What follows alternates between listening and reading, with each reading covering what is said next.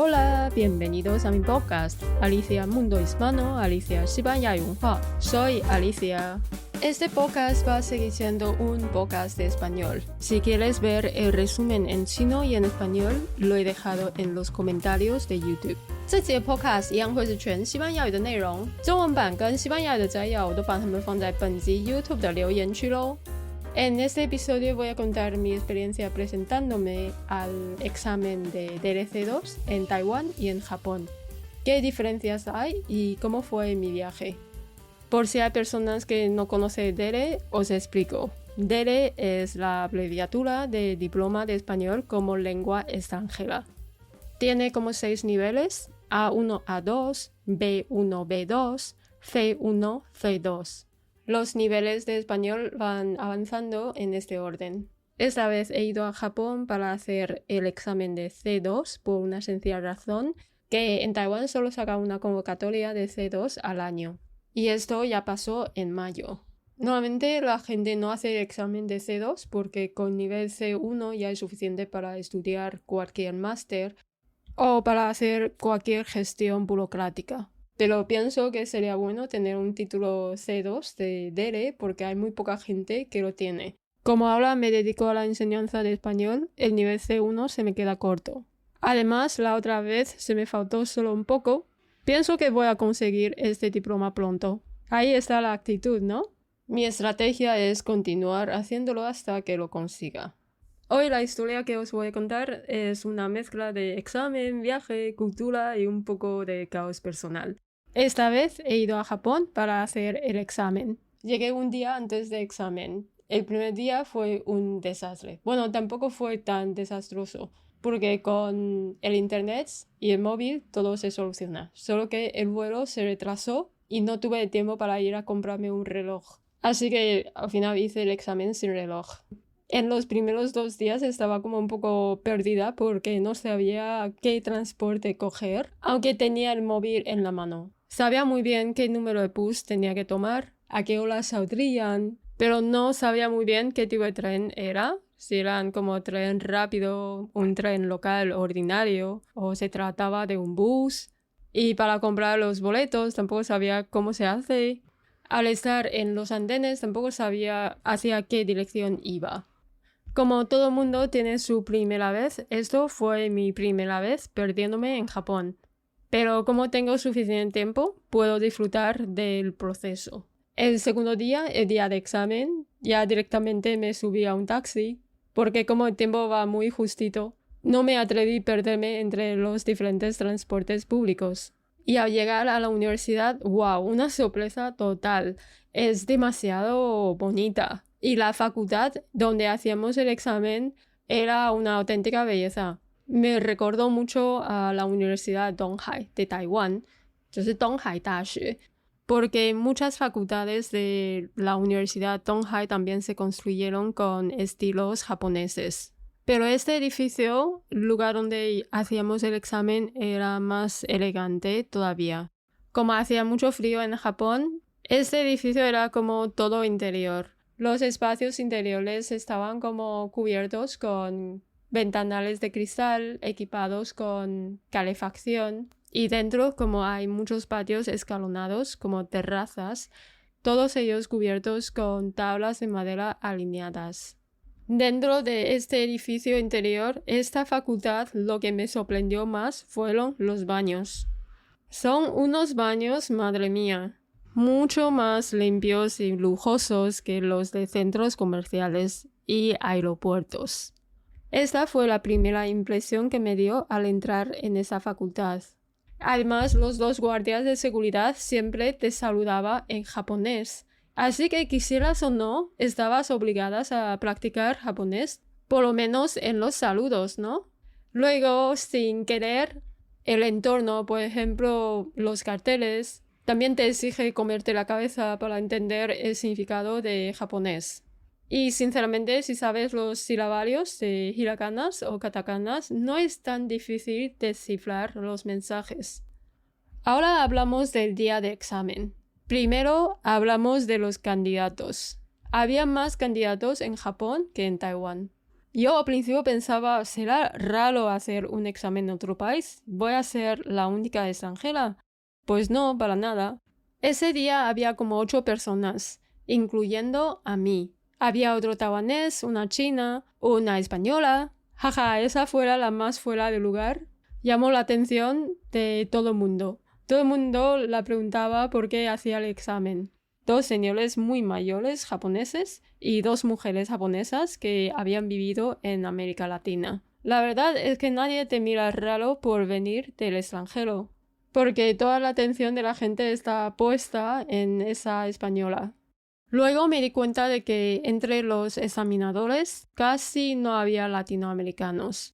Como ese día llegué un poco temprano, pude recorrer las salas y averiguar de dónde venían los profesores. Para mi sorpresa, ahí no escuché ningún acento latinoamericano. Al menos eso es lo que vi ese día. Qué curioso, ¿no? ¿Es difícil para un latino conseguir un visado laboral en Japón? De todas formas, es mejor para mí, porque mi acento es de España y mi forma de expresarme también. Si hablo con españoles, puedo profundizar mejor en el tema y tener más sintonía en la conversación. A veces cuando hablo con los latinos, entre usar el tú o usted, siempre pienso que mi forma de expresarme es demasiado vulgar y directo. Hay gente que me pregunta la diferencia de uso de español entre España y Latinoamérica. Bueno, es que en Latinoamérica, en las entrevistas, se habla de una forma más cordial. En España, por ejemplo, el habla suele ser más directa. Como por ejemplo, siéntate, dime, espera un momento. Y en Latinoamérica se suele usar usted suavizando el tono.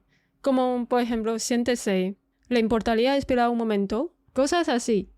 Otra cuestión es que me faltan conocimientos de Latinoamérica. Claro, nadie te va a preguntar esto directamente, pero si quiero profundizar en un tema haciendo referencia a casos políticos o sociales recientes, hablar como español me relaja. Todo eso marca la diferencia a la hora de hablar, ¿no? Sí es representativo lo que he visto esta vez, que la mayoría de los examinadores vienen de España. Lo que pasa en Taiwán es lo contrario.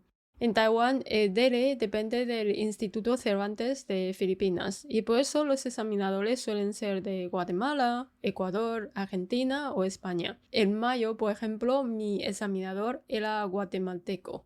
Ese día solo había un examinador. Iba con mucha prisa y casi no hubo small talk ni explicaciones previas. Empezó el examen directo, sin muchos rodeos. Estuvo bien también, de todas formas, los small talks no se evalúan.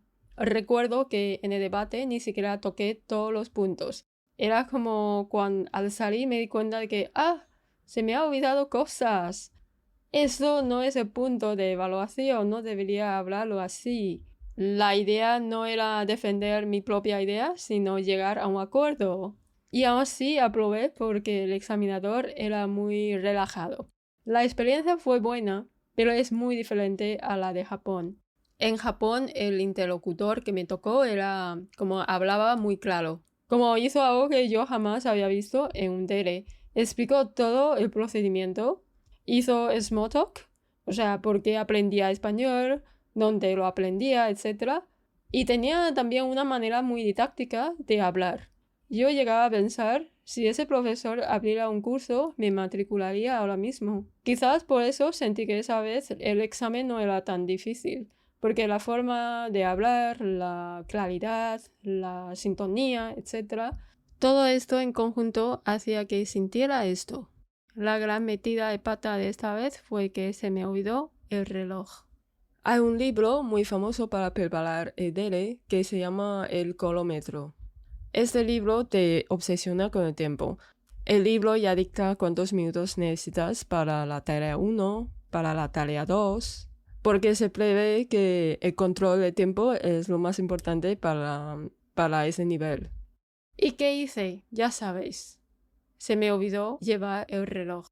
Pensé, bueno, miraré el reloj de otros candidatos. Pero todo el mundo tenía el reloj ajustado frente a ellos. Así que al final no pude ver nada. Pero fue lo mejor que me pudo pasar. Solo me dediqué a escribir sin mirar el tiempo. y terminé toda la prueba escrita. Incluso pude revisar. Eso es lo que más me preocupa porque normalmente no me da tiempo a terminar las redacciones. En el examen de mayo, por ejemplo, al final no pude terminar las redacciones. Es como con el tiempo que anda muy justito y con ese nerviosismo. Además, como en la parte de redacción hay que usar el bolígrafo para escribir, pues yo hace 1000 años que no uso bolígrafo y sin poder usar Tipex. La verdad, en la primera redacción mi mente se quedó ya en blanco. Además, cada línea es muy estrecha y al principio había pensado dejar un espacio en blanco entre medias. Resultado, un desastre, porque escribiendo de esa forma me di cuenta de que me faltaban hojas. No había suficientes hojas para que pudiera escribir así. Así que chicos, lección aprendida. Cuando haces el examen deberías escribir todo seguido, sin dejar un espacio en blanco entre líneas. En cuanto a la distribución del número de palabras y al control del tiempo, esta vez lo he hecho mejor. Como se me olvidó el reloj, no dediqué tiempo en la distribución de tareas. Era como hacerlo todo a tope y a ver si me quedaba tiempo para revisar. Aquí se ve que soy pésima organizándome, ¿no? Esta vez sin reloj, sin embargo, lo he hecho mejor. Claro, porque antes ya hice un simulacro de examen en el mayo, pagando como 5000 NTD. Fue después de eso me di cuenta de que se podía bajar como hojas de respuestas del internet, para así tener el mejor control de espacio entre líneas y de la gestión de tiempo.